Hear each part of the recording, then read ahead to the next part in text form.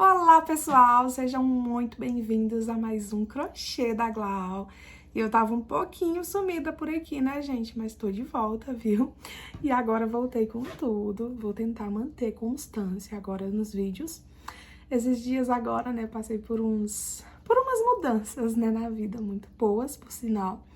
Eu fui convocada no meu concurso público, tava meio que migrando do outro emprego que eu tenho também, né, por fora, na área da enfermagem, e aí isso acabou atrasando um pouquinho aqui minhas postagens.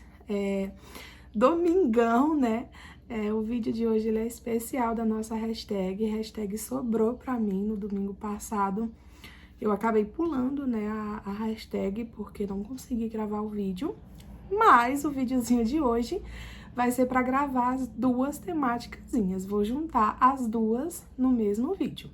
O domingo passado, né, era pra gente gravar a nossa hashtag, né, com o tema contando a nossa história, como que a gente iniciou no crochê. E a de hoje é pra gente falar um perrengue que a gente já passou no crochê. Então, como são teminhas bem legais, acredito que dê pra me juntá-los. E vou contar aqui hoje, no vídeo de hoje, isso pra vocês, um pouquinho da minha história, como é que eu comecei no crochê, como é que foi o desenrolar, como é que tá hoje. Então fica nesse vídeo que ele tá muito especial.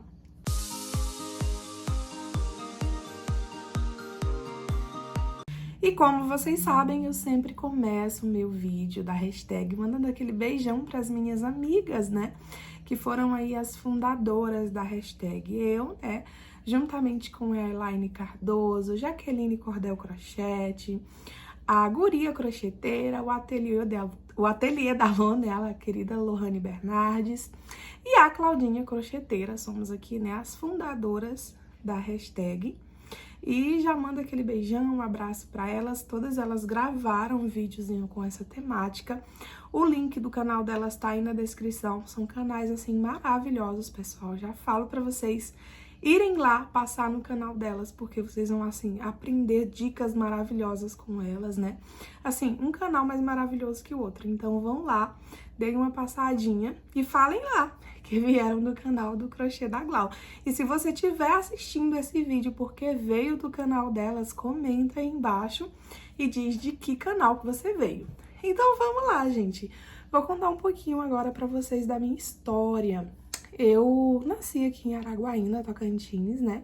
Mas passei muito tempo da minha vida, principalmente da infância, morando numa cidade chamada Assaré, que fica ali no Ceará, meu querido Ceará. Eu me considero muito, tanto tocantinense, né, por ter nascido aqui em Araguaína, Tocantins, mas me considero muito cearense. Porque grande parte da minha vida, né, eu passei lá, da minha infância. Tenho muitos familiares lá também, então amo muito o meu Ceará. E aí, gente, como foi meu primeiro contato com crochê?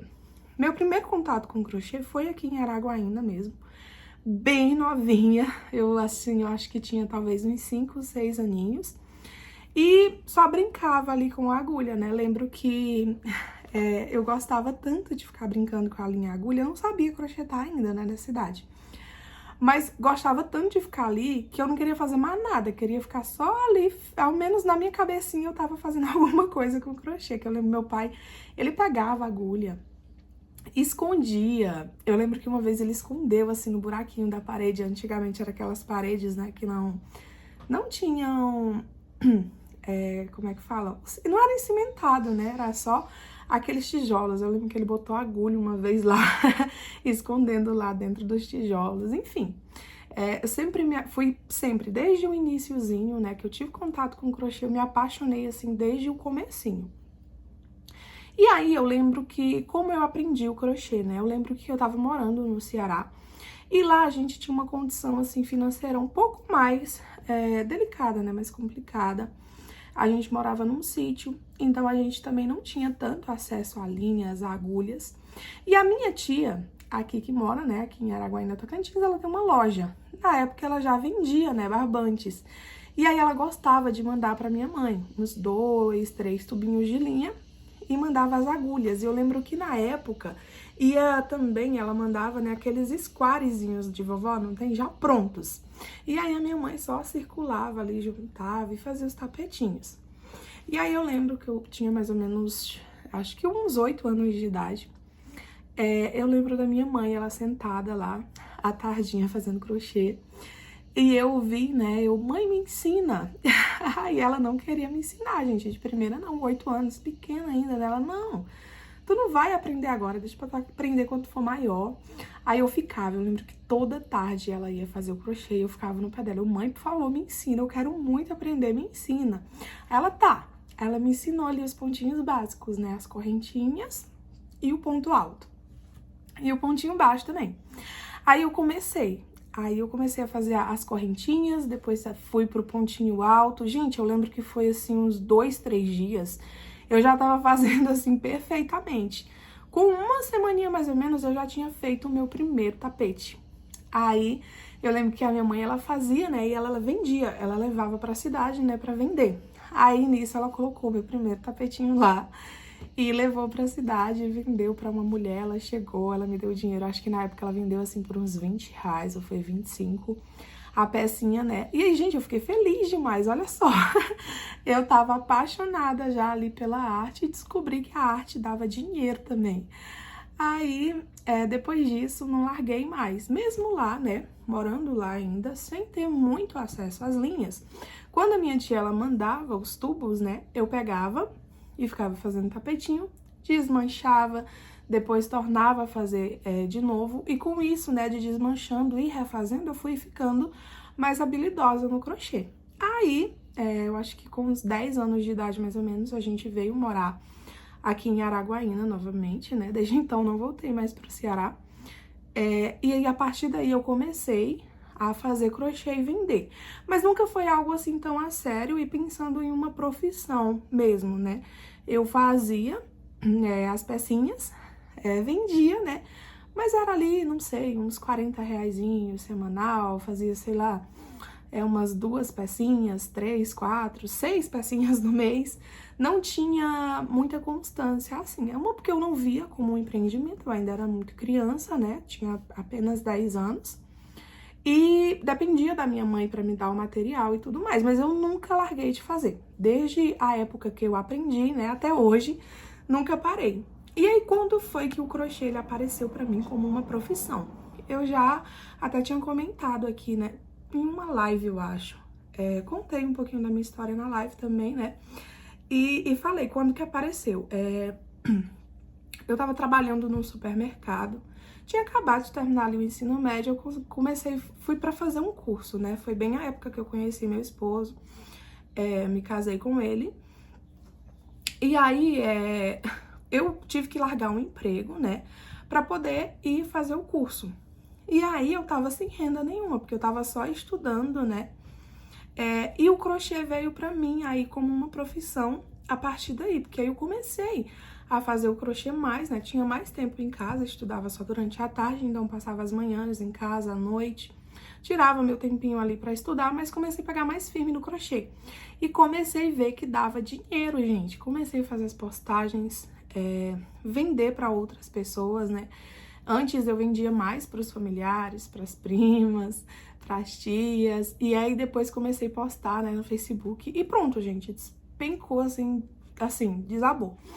E foi pra frente, e desde então tô até hoje aí no crochê. Aí, né, me formei e tudo mais, passei no concurso recentemente, que nem falei pra vocês, e tô aqui com o canal do YouTube também. O canal do YouTube, ele veio como uma ideia do meu esposo, né? Eu já fazia crochê, mas sempre assim, o crochê ele é bem limitado, né? Pela tua produção. Tu não vai receber mais do que tu produzir.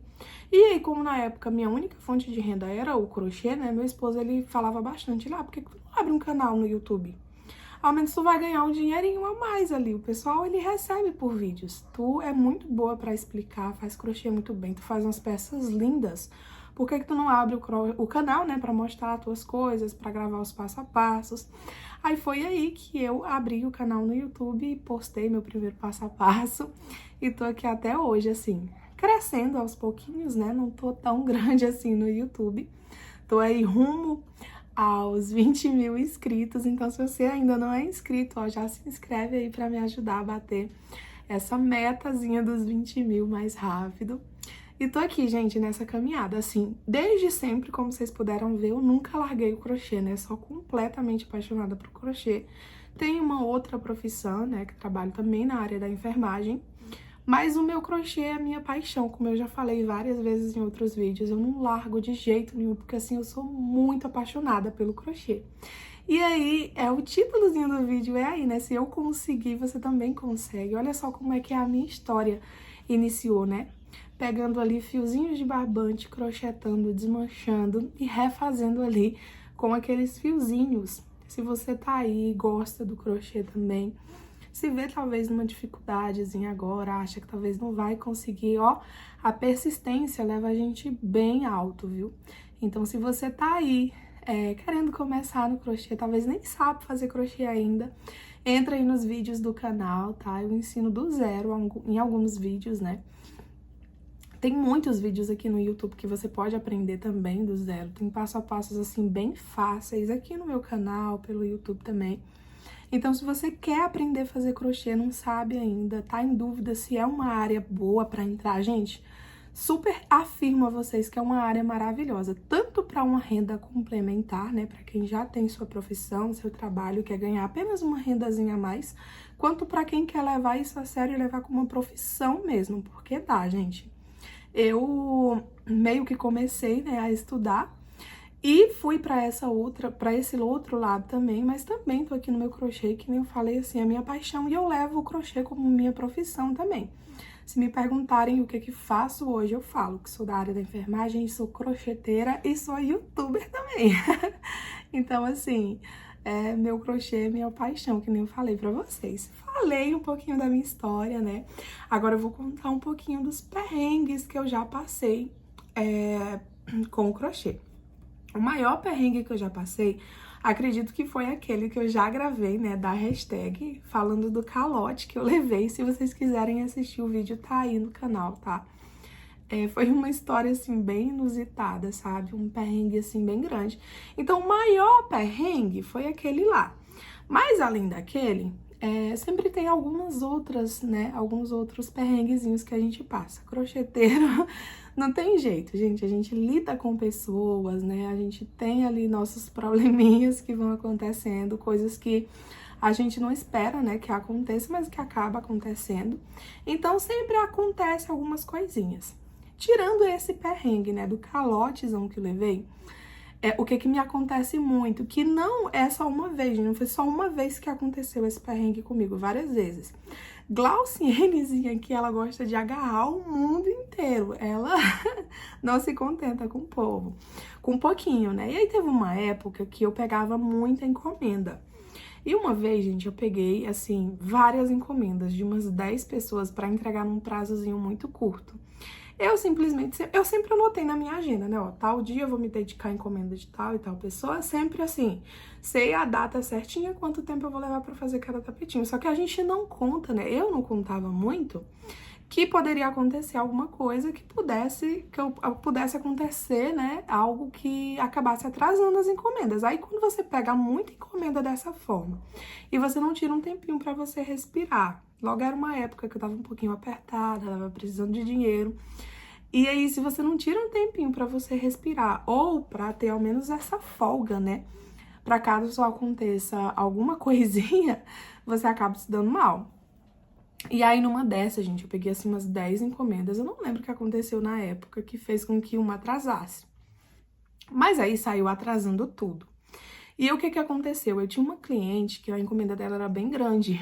E aí, eu lembro que tinha 2 tapetes redondos de quarto.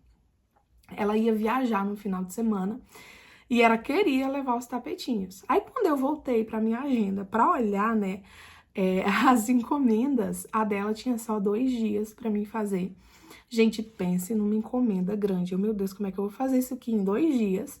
E eu tenho que entregar rápido pra ela, porque ela vai viajar. Não tem nem como eu dizer pra ela que eu vou entregar em tal data, porque ela vai viajar e ela precisa levar. E aí, gente, eu passei um dia inteiro fazendo. Lembro que fui dormir tarde da noite, no outro dia acordei bem cedinho, comecei a fazer, né? Eu tinha 2 dias pra fazer só, então um dos dias me dediquei bastante, né? Mas tirei umas horinhas da noite. No outro dia, trabalhei o dia inteiro. Gente, parece que a encomenda não rendia. Eu fazia, o trem não andava. E aí, eu tinha que entregar no outro dia, né? Ela tinha passado um dia, no outro dia, 7 horas da manhã.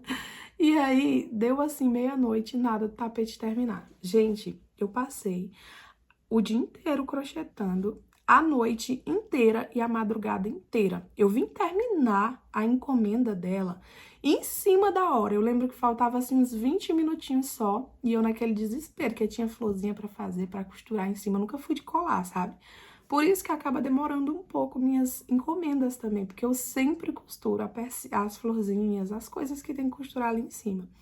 E aí, gente, foi um perrengue grande, porque quase que não dava tempo, né, de eu entregar a encomenda da cliente. Eu tinha que entregar, não tinha pra onde correr. E passei muito tempo crochetando. Gente, eu lembro que depois disso, eu passei, assim, bem uma semana, sentindo dor, assim, na palma da mão e uma dor, assim, na articulação do braço, no ombro. Menino, esse aí foi, assim, um perrengue bem grande também. E outro perrengue que eu passei foi quando eu fui fazer uma encomenda de uma moça, né? E eu sempre gostei muito de trabalhar com fio número 8. E aí, às vezes, quando aparecia encomendas no fio 6, era até um pouco difícil para mim achar material também, porque aqui na cidade, onde eu comprava as linhas, né? Eu comprava a prazo na época. Sempre tinha mais fio 8 na loja. Então, eu recebi uma encomenda de uma cliente, ela me mandou a fotinha. Ele era um tapete de girassol, um jogo de cozinha. Eu acho que talvez vocês até devem ter visto já. Ele tem tipo um girassolzão, metade do girassol, assim, na metade do tapete. E o tapetinho cru, a coisa mais linda, gente, perfeita. E aí ela pediu pra mim fazer, né, igual a fotinha e tudo mais. Aí eu fui fazer o joguinho, né? Quando eu fui comprar as linhas, não tinha a linha no fio 6. Uma que quando você vê a foto, eu até falo pra cliente, ó, não vai ficar 100% igual, porque é uma foto. Eu não tinha encontrado vídeo aula passo a passo na época, né? Eu falei, olha, uma foto vai ficar parecido, tá? Mas 100% não vai ficar. Mas vai ficar, vou tentar dar o meu máximo pra ficar o mais parecido possível. E aí, gente, usava, deixa eu ver se eu tenho aqui pra mostrar. Aquela linhazinha aqui de cima, ó. Essa linha aqui, ela é o fio barroco, como é, gente? Barroco, não sei se é... Peraí. Vou pegar aqui só pra mostrar. Barroco Decora e Luxo, porque fugiu o nome da cabeça. Ela é uma linha, ó, que ela tem tipo uns pelinhos, ó. Ela desfia, tá vendo? E aí, o que que acontece? Eu peguei a encomenda dela, né? Fui lá pra comprar. Como não tinha o fio 6, eu achei que não ia dar diferença nenhuma na pecinha. Comprei o fio número 8 mesmo pra produzir. E aí, eu dei um preço pra ela. Quando ela me mandou a fotinha, né? Eu fiz lá um cálculo que eu achei que daria pra pagar todo o material e ainda sairia lucrando bem em cima. Então, eu cobrei, assim, um preço que pra mim tava bom. Cobrei R$200, eu lembro. E aí, gente, o que acontecia? Utilizava o barroco comum pra fazer. Barroco comum não, a linha comum, né, pra fazer o trabalho. Utilizava a Barroco Decora e Luxo, que eu nunca nem tinha trabalhado na vida, não sabia nem o preço de um tubinho desse. E utilizava a Barroco comum. E aí, quando eu fui na loja pra comprar, gente, que eu fui... comprei todas as linhas, né, que eu fui ver. Gente, eu comprei R$200 no joguinho de cozinha, deu uns 180 e pouco de material pra fazer o tapete. Então, o jogo de cozinha, eu trabalhei, bem dizer, fazendo ele de graça, porque eu tinha cobrado o valor errado e eu fiquei, assim, tipo, com vergonha de falar pra cliente que eu não soube precificar, que eu cobrei um valor muito baixo e que não ia dar pra fazer por aquele valor que eu tinha cobrado pra ela. Então, não fui atrás dela pra fazer isso. Eu acabei me assumindo, né, assumindo ali meu erro de ter cobrado errado. E fui e produzi, gente, mesmo saindo na pior, porque eu passei bem uma semana pra fazer o tapete, o jogo de cozinha, né? E mesmo assim, passando um tempão pra produzir, eu não quis entrar em contato com ela para poder pedir mais dinheiro ou para ver se ela não queria cancelar ou modificar a encomenda, enfim, eu fiz. E aí, lembrem do detalhe do fio número 8. Gente, o tapete não ficou idêntico à foto, mas eu tinha falado para ela que não ia ficar 100% idêntico, né? Aí ela era uma pessoa bem detalhista. Ele ficou parecido, tá? Não ficou tão diferente, não. Ficou parecidinho. Só que ela contou, ela achou, né, que os tapetinhos tinham ficado pequenos. E não ficou pequeno, gente. Ficou uns 80 centímetros os menores, por uns 40 centímetros, 45 centímetros mais ou menos na largura, né? Então, já dá pra vocês verem que são tamanhozinhos, geralmente padrões, né, que a gente faz, que é geladeira fogão. E a passadeira acho que ficou 1,5 m, mais ou menos. Aí, o que que essa mulher fez? Ela foi comparar as fotos do que ela tinha me mandado com a foto do que eu fiz. Aí lá, depois que ela recebeu, né, eu fui, levei na casa dela, ela colocou na geladeira, no fogão, na pia. Amou, se apaixonou, menos na minha frente, né? Ela disse que tava perfeito. Detalhe, eu tava saindo perdendo em muito, tá, nessa encomenda, porque só ali da produção teria que ter sido o dobro, assim, desse valor pra me poder cobrar, né? E eu tava ganhando o quê? 10, 15 reais. Aí tá, eu vim embora, entreguei, ela me pagou, né, vim pra casa.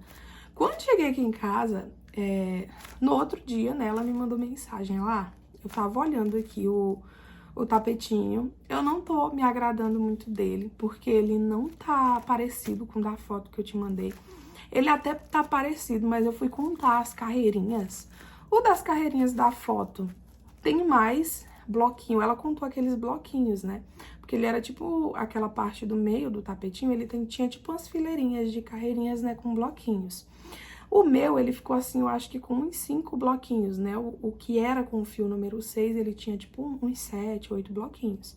Aí ela disse que não tinha a quantidade de bloquinhos, que eu tinha feito o tapete menor.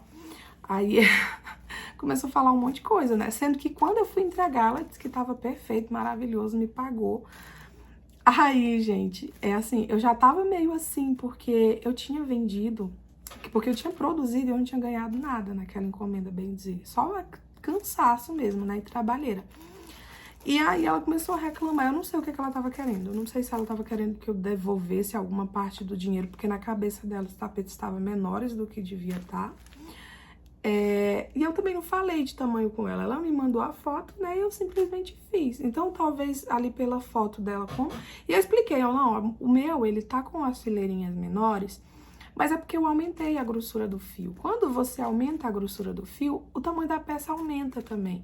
Se eu tivesse trabalhado com o fio número 6, e foi um erro meu, tá, gente? Nessa parte aí eu assumi meu erro. Eu falei, era pra me ter feito com o fio número 6, pra ele ficar exatamente do tamanho da foto que tu me mandou, mas eu acabei trabalhando com o fio número 8. Algo que eu deveria ter entrado em contato contigo e ter te esclarecido no início, algo que eu não fiz, sim. Aí realmente foi um errozinho meu. E aí eu falei pra ela, né, que eu tinha errado nesse quesito mesmo. Aí eu também contei a situação, porque assim, ela veio falando várias coisas. E tudo bem a pessoa não se agradar do teu trabalho, mas um dia antes ela tinha falado, assim, maravilhas do meu trabalho, né? E aí no dia depois ela veio, assim, esculachando, falando um monte de coisa, que o tapete estava pequeno, que não estava parecido. Aí eu, olha, mulher, assim, é o seguinte, meu Deus, uma abelha, gente. Aí eu falei, né, assim, realmente... tem essa questão, né, dos bloquinhos, que o meu tá aí a menos, porque eu modifiquei a linha. Mulher, mas deixa eu te contar o que aconteceu. Quando eu peguei tua encomenda, deu um tanto de material que basicamente foi o valor da encomenda que eu te cobrei. Então, assim, se você não tá gostando do tapetinho pela forma que você tá falando, né, vamos fazer assim... Eu vou te devolver seu dinheiro e você vai me devolver o joguinho e fica tudo certo, sem intrigas, porque assim, eu saí perdendo quando eu te vendi esse jogo, né? Fui lá, mostrei as coisas pra ela, falei, olha, essas linhas são caríssimas, eu não soube cobrar, nunca tinha trabalhado com elas antes, então eu não sabia que seria tão caro pra me produzir ele. E assim... Se você quiser e aceitar, eu te devolvo teu dinheiro, pego o tapetinho de volta, não vai ter problema com nada, te devolvo o dinheiro do frete também. E ela, não. eu vou ficar com ele. Eu só quis dizer assim que não ficou muito parecido e tal, mas eu vou ficar com ele e tudo mais. Assim, gente, foi um estresse, porque a gente passou, bem dizer, uma tarde inteira, sabe? Debatendo, conversando sobre isso. Mas se ela tivesse me devolvido o tapete, eu tinha ficado feliz da vida. Porque, assim, eu não sei se eu teria colocado pra venda ou se eu teria ficado. Mas mesmo que eu tivesse ficado, eu não teria saído perdendo tanto, né? E aí eu nem sei, assim, como é que ela ficou me tratando depois para as outras pessoas, né? Se não saiu falando mal do meu trabalho e tudo mais. Mas também, assim, como nunca tinha trabalhado com a linha, era a minha primeira experiência com aquela linha também, o tapete ele ficou muito bonito. Eu não sei se eu ainda tenho foto dele, mas se eu tiver, eu vou deixar a foto aí pra mostrar pra vocês do joguinho.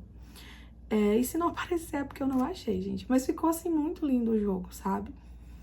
E aí, gente, os perrengues, assim, bem dizer, que eu passei, que foram, assim, os maiores, foram esses. Tem vários outros, né, gente, demais. Essa questão que eu falei pra vocês, né, de pegar a encomenda em cima da hora, ter que entregar e passar noites e madrugadas, em claro, pra fazer a encomenda pra poder entregar na data certa. Ó, minha cara isso. Eu tô tentando muito, né, não fazer mais isso, mas antes eu fazia demais, e já é até um conselho pra vocês, né. Quando vocês forem pegar a encomenda de vocês, se vocês estiverem começando agora no crochê, não tiver com tanta experiência, gente, se você leva 3 dias para produzir, fala para cliente que tu vai entregar em 5, 6 dias. Te dá uns 3 diazinhos aí para caso aconteça alguma intercorrência. Conselho da Glau, viu? Porque a Glau já passou, gente, por poucas e boas. E é isso, gente. Minha história no crochê foi essa. Meus perrengues maiores foram esses. Espero que vocês tenham gostado do vídeo, ó. Um beijão e até o próximo vídeo.